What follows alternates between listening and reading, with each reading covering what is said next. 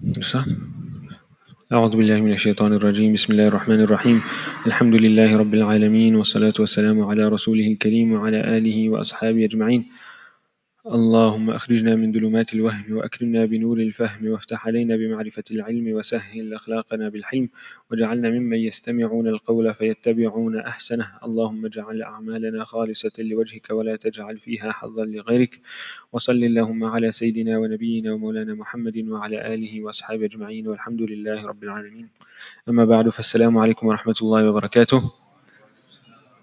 How's everyone today? Alhamdulillah, Alhamdulillah. Apologies for the delay, man. I mistimed some things. I found myself in a situation I couldn't get out of, and then I found myself in traffic, so forgive me for that, please. طيب, we were busy with the hikmah number 21. طلبك منه اتهام له وطلبك له غيبة منك عنه وطلبك لغيره لقلة حيائك منه وطلبك من غيره لوجود بعدك عنه. Right? You're asking of him, or you're asking from him, yes, is you're suspecting him. We unpacked that yesterday. It's not the idea of, he's not telling you, don't make dua, right? But he's telling you, there's times in which simply deferring to Allah subhanahu wa ta'ala by remembering him is better, right? And he's also telling you that when you're asking him for things that you don't know whether it's good for you or not, then you again defer to the knowledge of Allah subhanahu wa ta'ala in that, as Rasulullah sallallahu alayhi wa sallam taught us in istikhara. And when it's matters that you know to be good for you because Allah subhanahu wa ta'ala ordained or commanded us to it or made us responsible for it, then we may simply ask Allah subhanahu wa ta'ala for it outright. Right? One question came in relation to that yesterday was that you do find, companions and things like that making dua for sometimes even trivial things, what you might deem to be trivial things. And that's not problematic at all, because any type of dua that you're making to Allah subhanahu wa ta'ala, as long as it's backed by the correct understanding, and that is, this dua that I'm making is simply an expression of my ubudiyyah, and it doesn't have a causal relationship with what I'm asking for, right? That I ask and then I must get.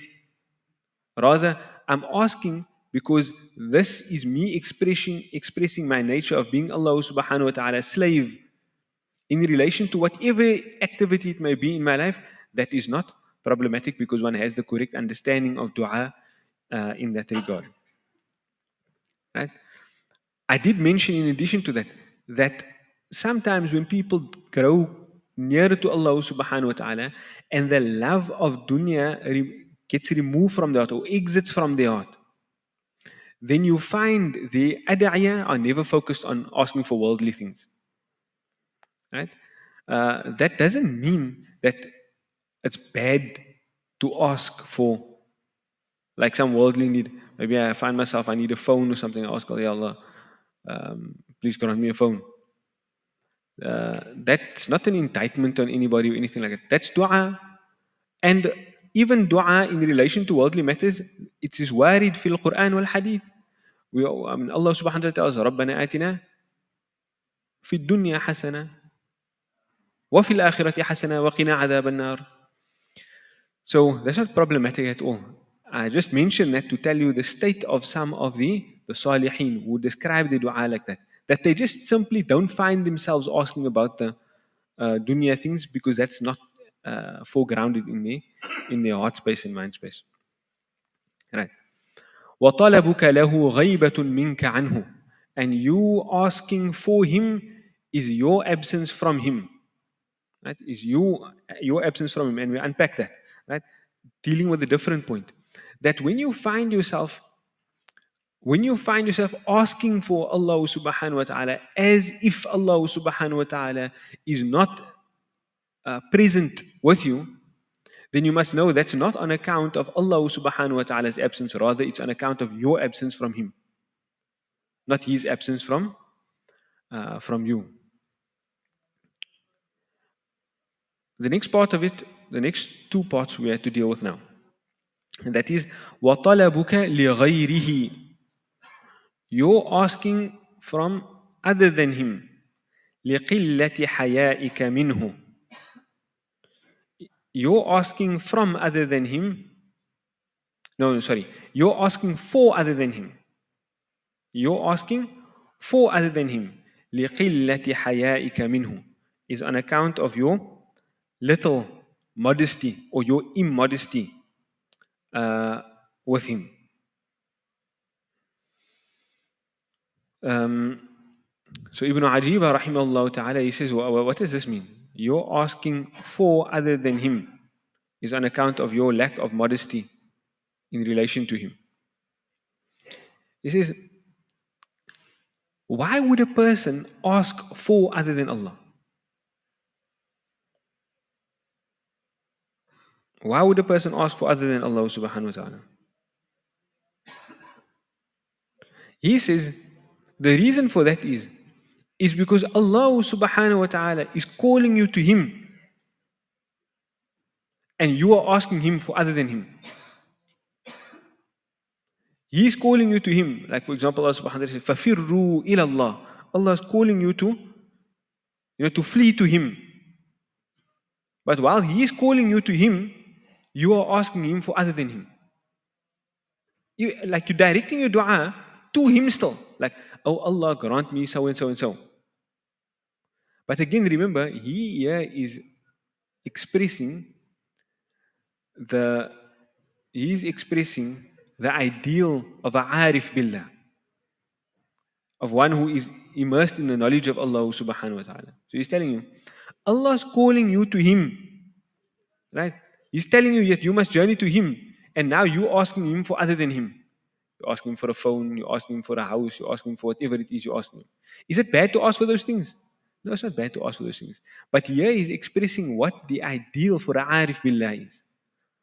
For one whose state is immersed in Allah subhanahu wa ta'ala. So that the dunya is absent from him and Allah subhanahu wa ta'ala is present to him.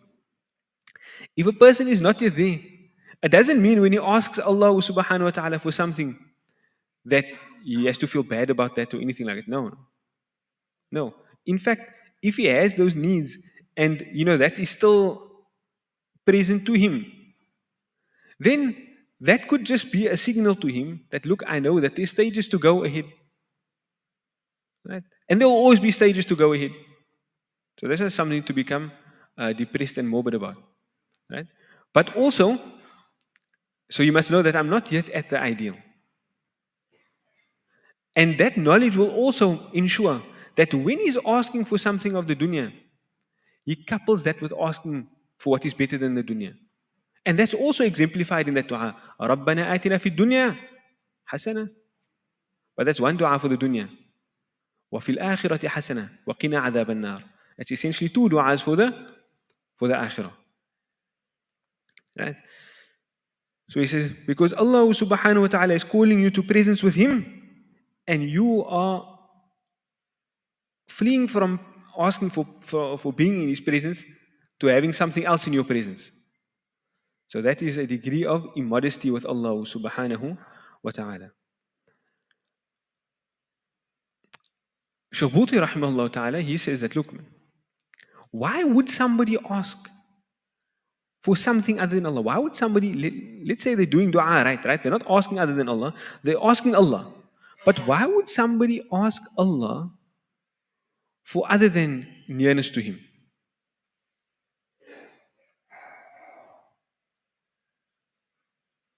Why? I mean, we make dua for other things. I don't know if you guys are all so pious that you don't make dua for other things, but we make dua for other things. Why do we ask for those things?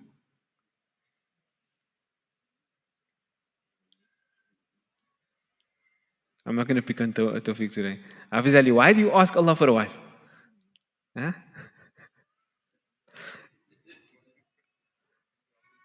Huh? Complete half your deen. MashaAllah, MashaAllah. Well, generally we ask for things because we see some benefit for ourselves in it. Right? We see some benefit either for ourselves or for other people. We see some benefit in those things, or some kind of pleasure in those things, or we see ourselves needy of those things. But generally, you can always boil it down to the fact that when I ask for something other than Allah, it's on account of me thinking that in that thing is a benefit for me. What form that benefit may take may differ, but that's generally why we do it. So Shaykh Buti rahimahullah ta'ala, he says that, look man, you're asking for other than Allah because you think that there is a benefit in there, is a lack of modesty with Allah subhanahu wa ta'ala, because it could very well be on account of the fact that you are at that moment heedless of the fact that the only benefactor that you have and the only source of harm that can come to you is Allah subhanahu wa ta'ala himself. لا نافع ولا ضار إلا الله. There is no being, there is nothing that can benefit you, and there is nothing that can harm you except Allah subhanahu wa ta'ala. So the fact that you see benefit for yourself in something other than Allah subhanahu wa ta'ala, Allah can fulfill that need for you without you having that thing. Right? So he's saying that's why he mentions that as being a degree of immodesty in that thing. Now, what is the rectification of that thought that may cross one's mind? What is the rectification of that thought that may cross one's mind? So I can still make dua for other things. It's permissible. In fact, it's matloob, it's recommended of me when I have a desire or when I have a need for something that I direct that need to Allah subhanahu wa ta'ala. But again, it boils down to what we touched on yesterday, that you're directing that need to Allah subhanahu wa ta'ala because in that is a manifestation of your need for Allah subhanahu wa ta'ala. Right? Is a manifestation of your need for Allah subhanahu wa ta'ala. And whilst your dua may be connected to something other than Allah, like I'm asking Allah for a thing, right? Your heart should never be connected to that thing. Your heart should never be connected to the thing. So there's a point of aqidah in that. That from a perspective of aqidah, I know that there is nothing that can benefit me and there is nothing that can harm me other than Allah. So why then do I still ask for that thing? Okay, maybe I haven't reached that high level of modesty with Allah subhanahu wa ta'ala. That may be one. But from an aqadi perspective, I have to understand something. And that comes down to causality. Not now causality like we spoke about initially between dua and what you want. So I make dua. Dua is also a means. Right? Dua is an action that I undertake. Why do I undertake that action? Because I believe that it's going to bring me the effect of having an answered dua, which is essentially the help from Allah subhanahu wa ta'ala. So I can conceive of a causal relationship between dua and what I'm asking for and achieving what I'm asking for. So at the beginning, he's telling us, look, man, you must have a correct understanding in relation to that. Know that there isn't a causal relationship between your dua and what you're asking for and attaining what you're asking for. No. You're asking because it's an expression of your ubudiyah. Allah gives you what He wants to give you and what He had decreed to give you already. Right? Now He's telling you, you mustn't understand that there's a causal relationship between what you're asking for and the benefit that you are seeking in asking for that thing. There isn't a causal relationship between the thing that you're asking for and the benefit that you hope to derive from that thing. Right? So let's say I'm asking for a phone because I think it's going to help me in my service to Deen, or it's going to help me in business, or whatever the case may be, right? As a human being, we generally think of things in light of final causes, right? In light of means. I do one thing because I want to end up getting another thing. I put on a jacket because I want to get warm. I put on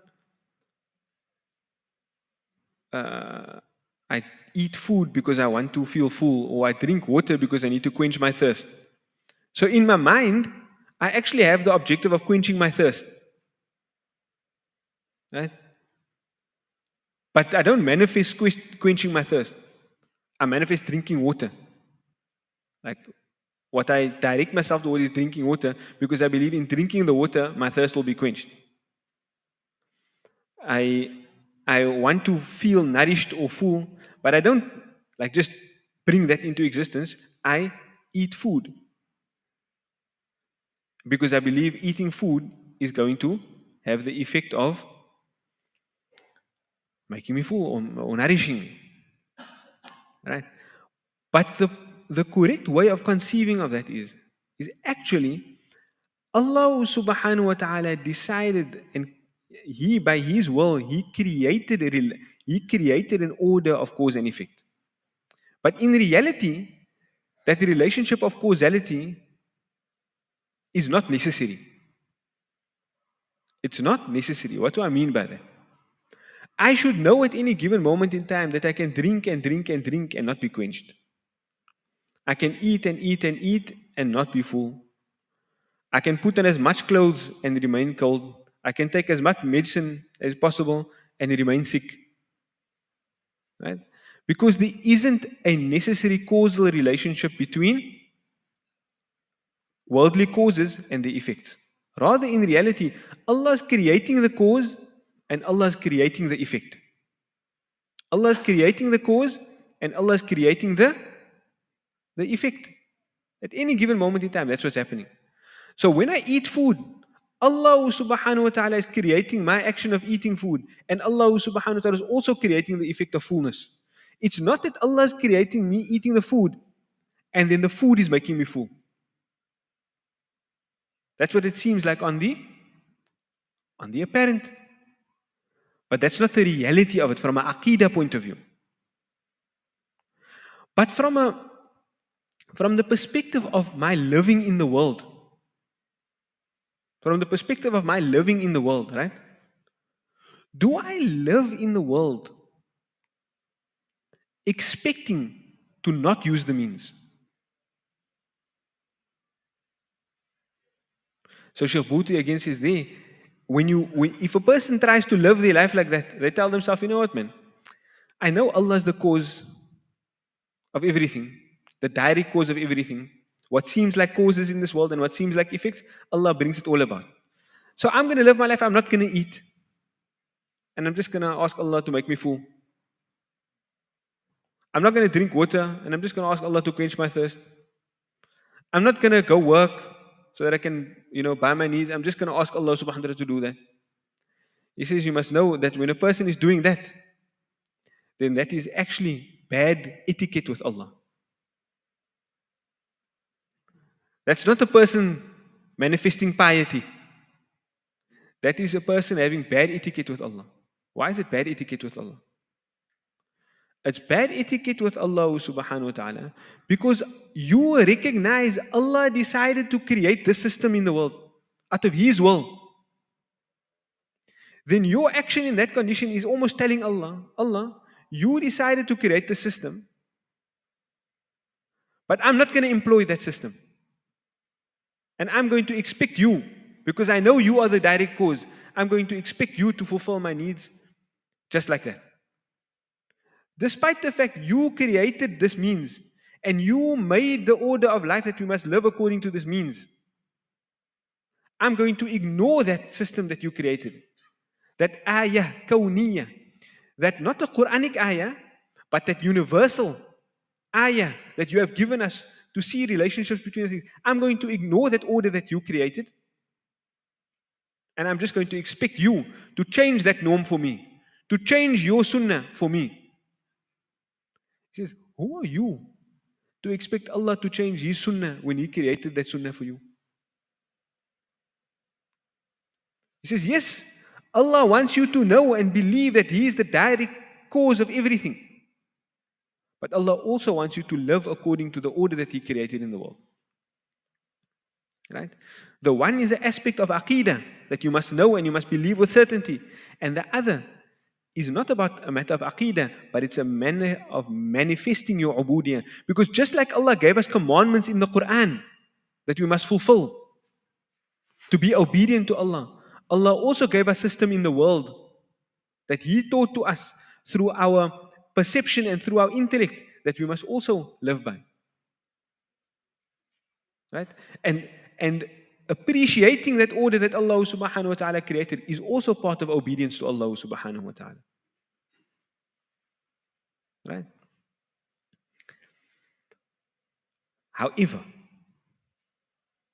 what is the benefit of understanding this the consequences of this discussion in relation to how I live my life and what I believe about Allah. You see, there's times in life where Allah gives you a Quranic command, right? Which is the direct speech of Allah subhanahu wa ta'ala, or that comes from Rasulullah sallallahu alaihi wasallam. And it could contradict with that universal law that you see in front of you, of cause and effect. So you see to yourself, look, I have this business deal here, man. And I can clinch this business deal, but it's going to take me away from my salah. Is it a correct thought that if I'm present over there at that moment in time, and I engage in whatever I need to engage in to clinch the deal, that I will clinch the deal? Is that the normal order of the world? If you're present and you do the right pitch and you put in the right effort and all of those things, that you're going to, yes, that's the order of the world that Allah created.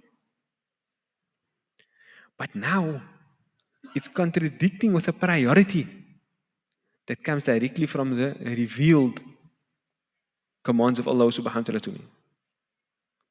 Now must I prefer acting according to the means? Or must I say, you know what? Now I'm going to prefer acting according to that direct speech of Allah. And I'm going to put my trust in Allah subhanahu wa ta'ala. So in that case, you prefer the ayat Qur'aniyya over the ayat kawniyya. And you tell yourself that whilst I believe Allah subhanahu wa ta'ala created an order in the world, when Allah told me to act contrary to that, I act contrary to that, and I trust that Allah subhanahu wa ta'ala will fulfill for me even without the means. Allah subhanahu wa ta'ala will fulfill for me even without the means. There are exceptions to that. But those exceptions only come in at the time of dire necessity. For example, I'm making salah. It's close to the end of the waqt. I only have enough time. Why I delayed my salah to then, Allahu A'lam. But there's only enough time for me to make my salah now in this waqt. Right? If I don't carry on making my salah now, I'm going to miss the waqt. But I see somebody drowning. Is that the dire need? It's a dire need for that person's life. It's an essential component of the masalih. Do I tell myself now, look, Allah told me to make salah in this waqt. So you know what? Leave them over there. Allah will sort them out. No. In that case, there's a dire need. You break your salah, you go help the person. You come back to your salah and you repeat that salah. Right? Or I need to feel fullness. I need to get nourished. The only thing that they eat is pork. Allah subhanahu wa ta'ala prohibits me from pork. But now, because it's a dire need, it's permissible for me to indulge. And a similar case will apply to work, for example. Right? But that's a more intricate conversation. But when it comes such a time, for example, many of our brethren in Syria, in Gaza, especially manifest to me in relation to Syria, not only now because I visited recently, but because I engaged with many of the ulama before in Turkey and the like. They had options to face. Look, I can stay here in Turkey, right? Where life is maybe I don't have much means, I don't have work here, whatever, it's not good for me. Even though they're skilled people, they're qualified, educated people. Or I can go to Germany and I can sign an assimilation agreement upon entry because they're giving me offers to come there. But now the fear is, if I go and I assign an assimilation agreement, I have a real fear, a probable fear over myself and my family, especially my children. Because what's very likely is, when my daughter gets older and I tell her to wear hijab and she goes to school and tells her class that she is wearing a hijab because her parents told her to, that she's going to be taken away from me. And she's going to be stripped of my tarbiyah. Now what do I do? Do I act according to the means? Or do I sit in this abject poverty potentially and say to Allah, Ya Allah, you put me here, Ya Allah, open up for me. For that person, he doesn't act according to the means. For that person, he acts according to the dictates of tajreed. Allah, you stripped the means away from me. You made it such that I can't just walk to a marketplace and work there, Ya Allah. Ya Allah, see to my needs. Right? So that's a different situation. This idea of how we conceive of the world around us and how we interact with the world around us, it's a very subtle thing. It's a very subtle thing. But when you have it down, then life becomes very bearable. Very bearable. Right? So Shaykh Bhuti rahimahullah says that this hikmah here, this part of the hikmah, asking for other than him, is on account of a lack of modesty. Yes, it can be on account of the fact that Allah is calling you to him and you asking him for other than him. Or it could be on account of this idea of causality. That I'm asking Allah for other than him because of my understanding that that thing will bring me a benefit. But in reality, it's Allah that brings me the benefit. So if I have Allah, then what other benefit do I need? Right? What benefit do I need? And if I don't have Allah, then what good do I have? So why wouldn't you just ask Allah for Allah?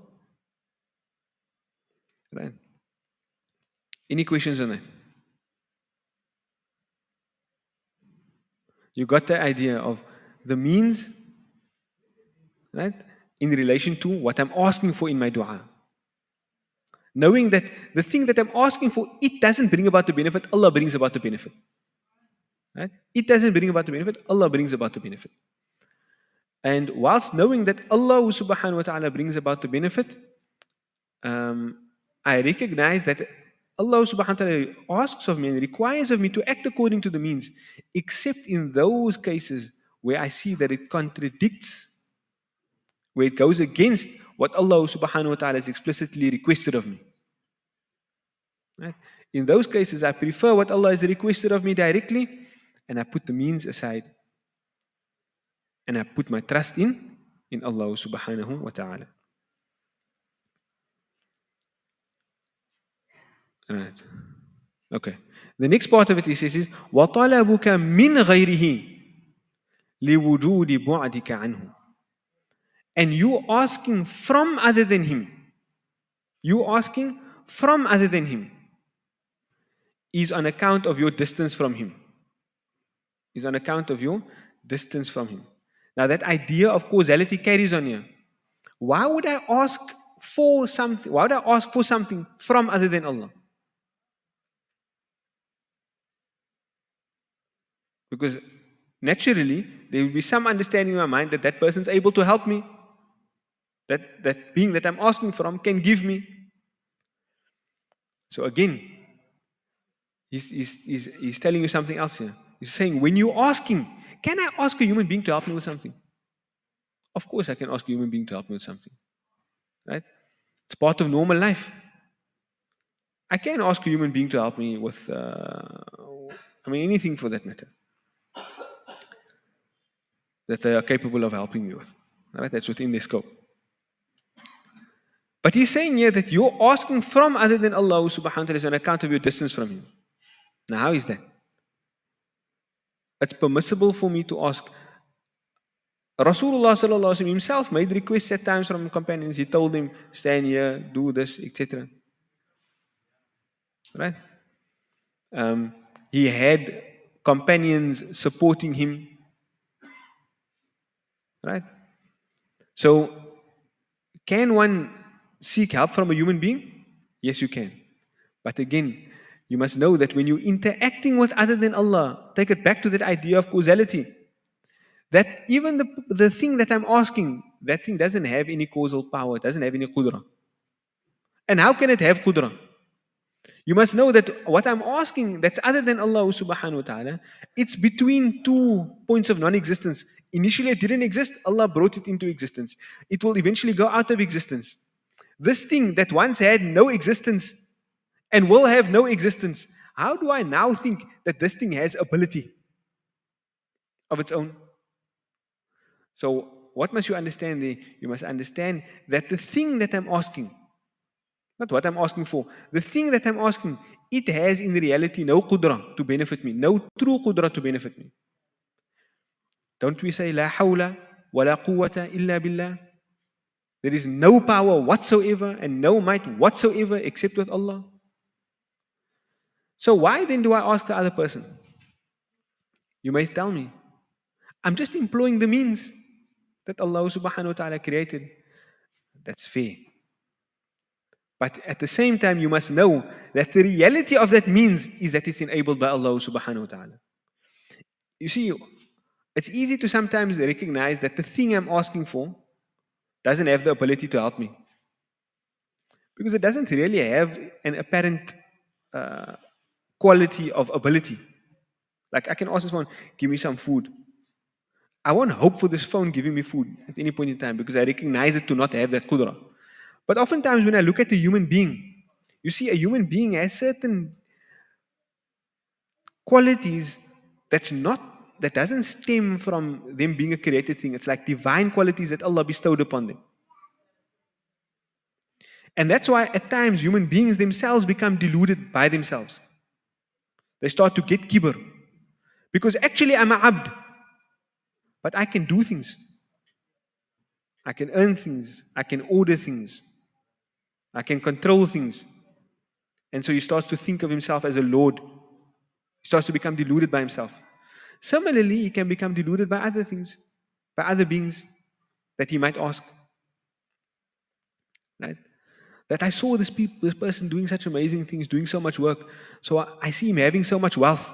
So I ask him, thinking that he can help me. He's telling you, yeah, asking from other than Allah subhanahu wa ta'ala is on account of your distance from Allah subhanahu wa ta'ala. Because if you were near to Allah, you would know that even that one that you're asking, he can't help you, he can't give you anything, he can't do anything for you. It's Allah. Does this now change the ruling of me asking help from somebody? No, it doesn't change the ruling of me asking help from somebody. But what it does foreground in one's mind is that even if I'm going to ask somebody else to help me with something, I know that initially I must turn my dua to Allah subhanahu wa ta'ala. And I must ask Allah subhanahu wa ta'ala to send the help my way. Even before I request from somebody something. So I take medicine. Right? I'm seeking cure in medicine. I take medicine. Must I decide, no, I'm not going to take the medicine? Look, the ulama say that for somebody of extreme tawakkul, right, such that he preponderant in his mind is that this medicine is going to do nothing for him. He has the option of not taking medicine. But the norm is what? Do I say, no, Allah's the cure, so I don't take the medicine? No, you don't do that. You take the medicine. But before you take the medicine, you say, Bismillah shafi, Bismillah al-kafi. Right? Ya Rabb al-nas mudhib al-ba's, ishfi anta shafi, la shifa'a illa shifa'uk. Shifa'a la yughadiru saqama. And then you take the medicine. Right? I'm taking the medicine, just like I made dua to express my ubudiyah to Allah. I'm using the means to express my subjectedness to the order that Allah created. But my heart is connected to Allah. My heart is connected to Allah. Right? So that's what we'd understand from وَطَلَبُكَ مِنْ غَيْرِهِ لِوُجُودِ بُعْدِكَ عَنْهُ. And sometimes that meaning can become distance from your mind. You think to yourself, sometimes you start breaking a principle of yours here and there because you think, what, I have to carry favor with this person to get what I need.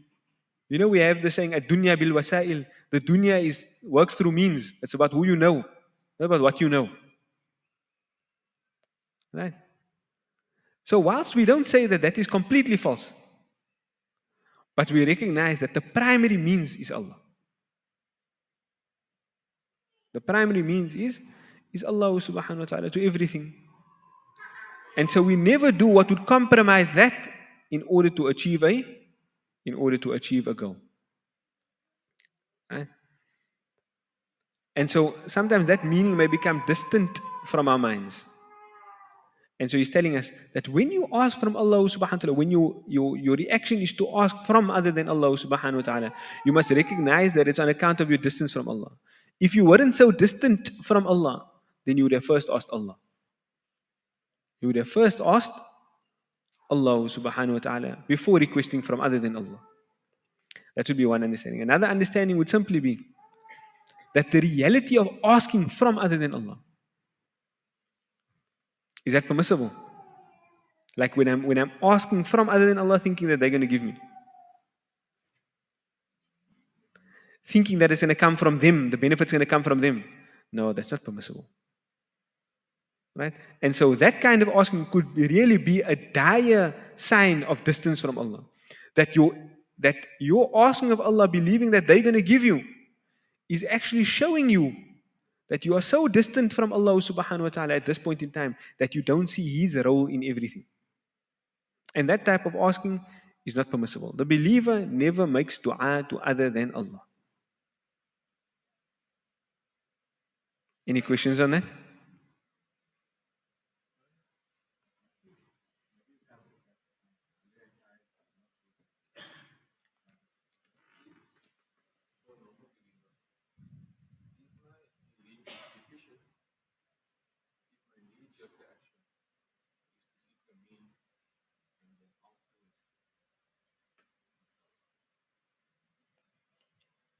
You see, deficient can mean more than one thing.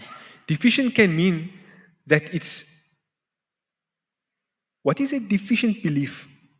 A deficient belief is an element of kufr. That's what it could mean. Or what it could mean is a lack of the highest, it's a lack of kamalul iman. So if your knee-jerk reaction is to turn to the means, then it does indicate a lack of kamalul iman. But it doesn't necessarily indicate a deficiency in aslul iman, in the foundation of iman. You understand that? So it doesn't mean that I have a degree of kufr in me. But it does indicate that I haven't reached the state of kamalul iman, of perfect iman, of complete iman. Right? Any other questions? I specifically ended on you don't ask other than Allah. You see?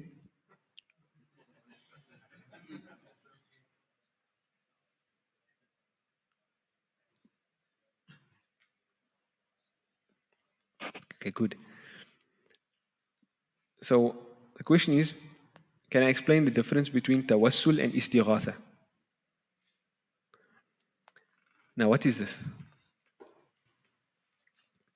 Right. Tawassul is when I ask Allah, right, and I use something as a means in asking Allah. So I say, Ya Allah, on account of this good deed of mine, grant me something. Ya Allah, on account of your love for me, Ya Allah, grant me something. Ya Allah, on account of the blessings of Laylatul Qadr, grant me something. Ya Allah, on account of X, Y, Z, whatever it is, on account of your love for certain wali, grant me something. Is that permissible? Permissible. Why? Because you're asking Allah, you're not expecting anything from other than Allah. You're not expecting anything from other than Allah subhanahu wa ta'ala. And in that regard, there's, like I just mentioned examples of a whole lot of things that has precedence in the Quran and in the Sunnah.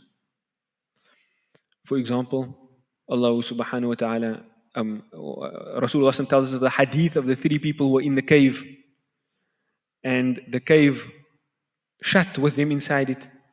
And then each of them made a dua to Allah. Ya Allah, on account of a good deed that they had done. Each of them mentioned a different good deed. Right?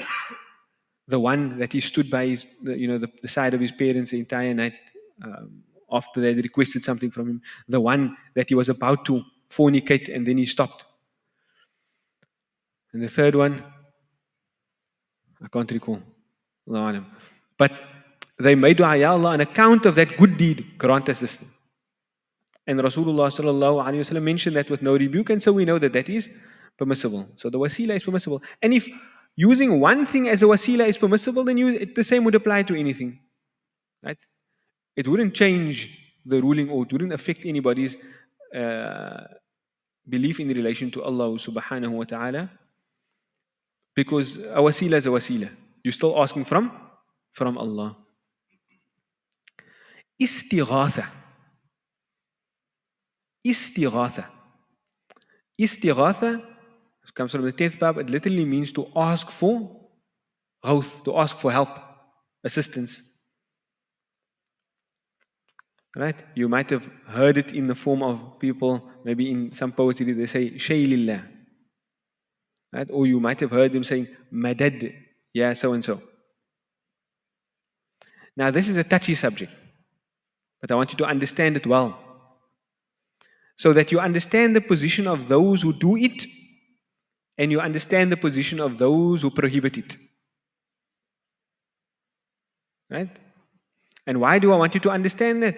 So that you don't contribute to breaking down the ummah. Those who say that it is impermissible, right?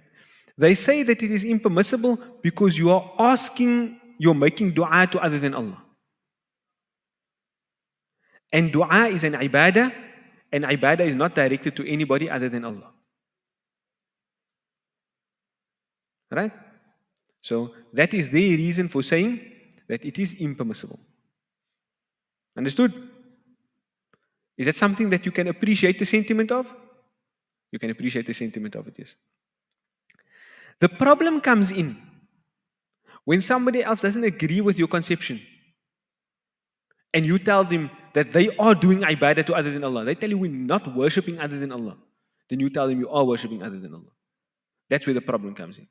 So what's the view of the other side? The other side says, look,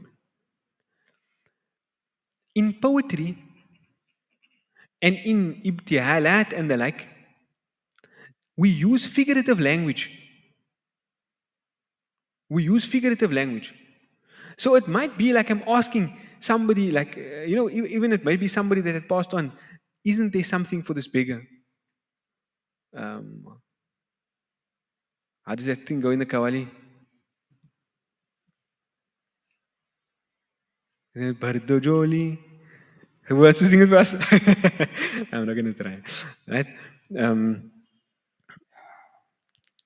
In poetry, we use figurative language, where it seems like we are directing a request to other than Allah subhanahu wa ta'ala. But we full well believe that nobody can benefit and nobody can harm other than Allah. Right? We believe la hawla wa la quwwata illa billahi al-ali al-azim. What we are saying is, when you ask so-and-so, help me, grant me something, we know that they can't grant anything. But what we simply mean is we're poetically asking them for help. And that help can either be in the form that they asking Allah subhanahu wa ta'ala, or what seems like a request to the person is actually a figurative way of wasila. So what they would say is, we just spoke about tawassul before, right? Taking a wasila. So they would say that istighatha is a wasila in meaning, is a tawassul in meaning, but in form, it seems like I'm asking something other than Allah. But that form, it's only when you take it literally, not when you take it figuratively. Right? And language accommodates for figurative speech. So they say, look, man, though it may seem in literal form that we're asking Allah, we're not asking other than Allah. We believe that nobody can benefit and nobody can harm other than Allah subhanahu wa ta'ala. This is simply like a metaphor for a wasila. Right? Like a metaphor. In metaphorical language, I can say, this brother is a lion. Am I lying?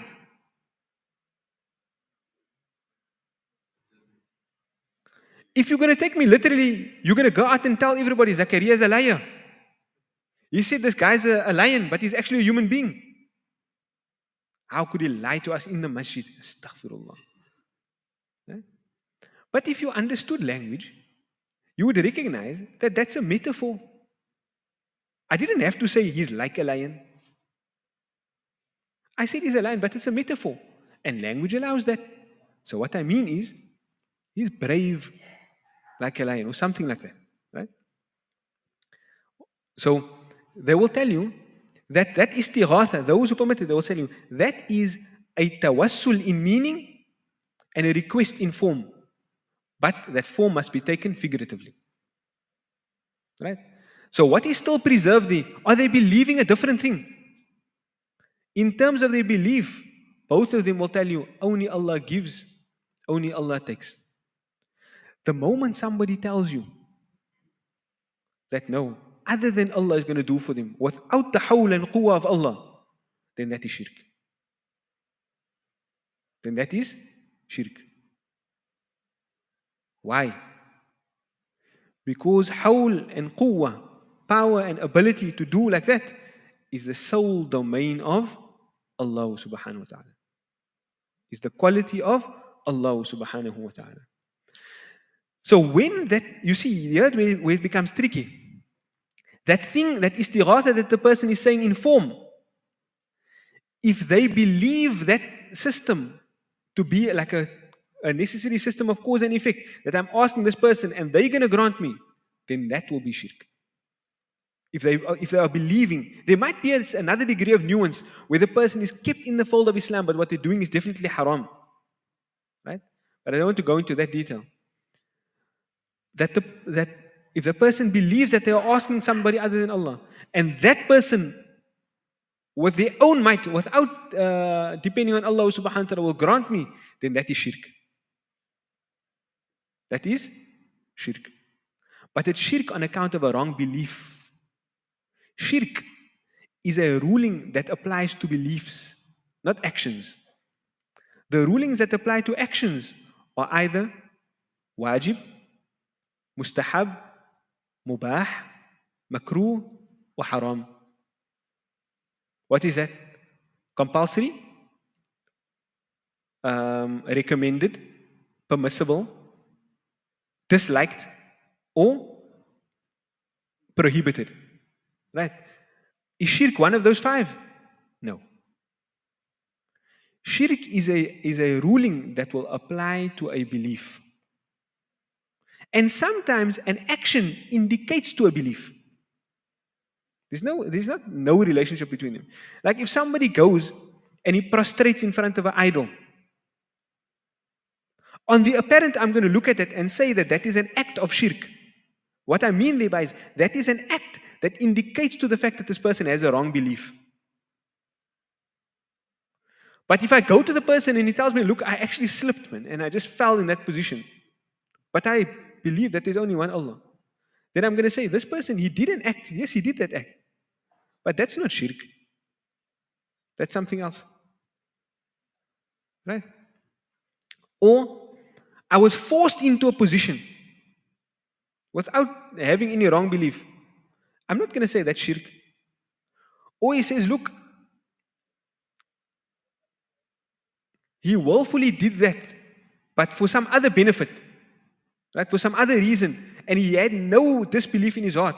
I might tell him that act that you did is haram. That act that you did is haram, but I'm not going to say it's shirk. You understand that nuance? So why I'm explaining this to you is because I want you to understand that when you see people doing istighatha, then that is their understanding of it. Right? That is their understanding of it. And in poetry and the like, that figurative language is almost the norm. Imagine somebody that gives you poetry, but it's all just literal. What kind of poetry would that be? Right? It would just be something that's rhyming, but there'd be no beauty to that. Right? So that is what's happening there. Right? And as for those who are prohibiting it, they are saying you're doing ibadah, and ibadah is haram. If you ask this group of people, are you doing ibadah to other than Allah? They'll tell you, no, how can you do ibadah to Allah? I've never found anybody that will give you a different answer. They will tell you, how can you think I'm doing ibadah to other than Allah? I'm a Muslim. We believe in one Allah. We don't do worship to anybody other than Allah. So this person may look at this guy and say, at what you're doing looks like you're doing ibadah to other than Allah. But the moment he goes and asks him, that guy will tell him, I will never do ibadah to other than Allah. We are Muslims. Right? And sometimes there's a breakdown in communication that this guy wants to look at this guy, but he doesn't want to ask him. So he just levels the accusation. And that's where all of our problems arise. That's where we can see that they don't come to a point of just saying, look here, let's agree to disagree on this matter. Because somebody might take a middle ground approach and say, look, man, because of the potential for slipping into a wrong belief, maybe I say this in the company of somebody who doesn't have the correct understanding, and then he gets some wrong meaning from it. So to avoid that, you know what? I'm not going to do this in certain settings, whatever the case may be. Right? Then that is also a praiseworthy maqam. Why? Because he's looking out for the maslahah of everyone. Maybe his heart is moved and he wants to say something like figurative, that having the correct belief, but he recognizes that, you know what, man, if I say this, there's people here who don't have the correct understanding. They might think that I'm actually asking other than Allah. So I prefer not to avoid the shubha that exists there. That is also a praiseworthy stance.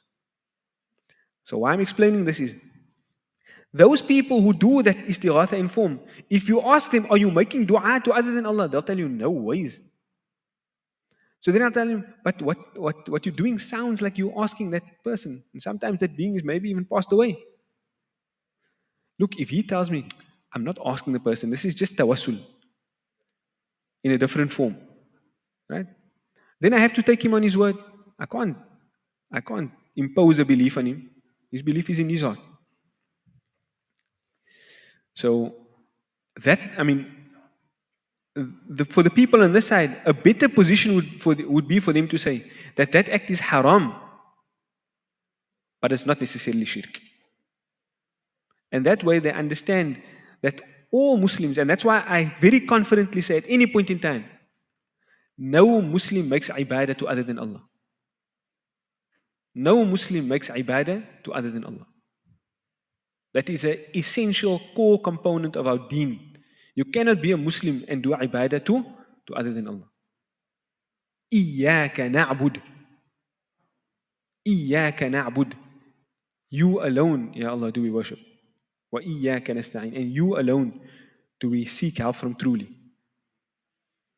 Right? So, any further questions on it?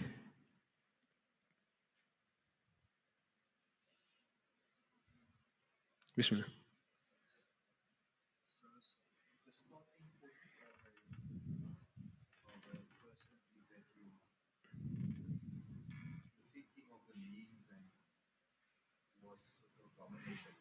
Yes, dominant.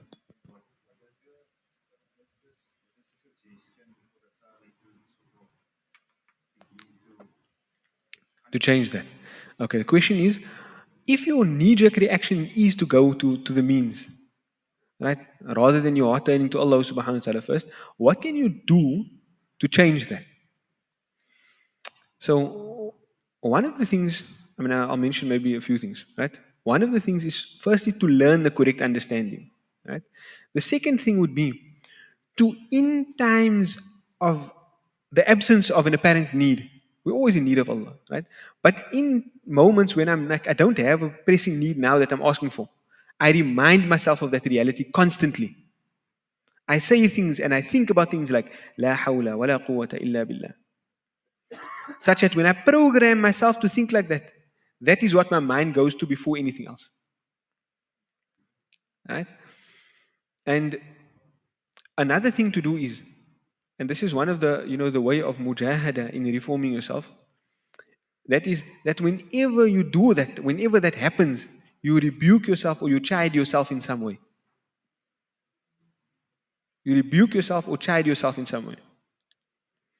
Um, and that can be in many ways. Maybe it's something that I asked for that I wanted, I didn't necessarily need to fulfill some kind of a responsibility. Then when I do that, I deprive myself of that thing. Right?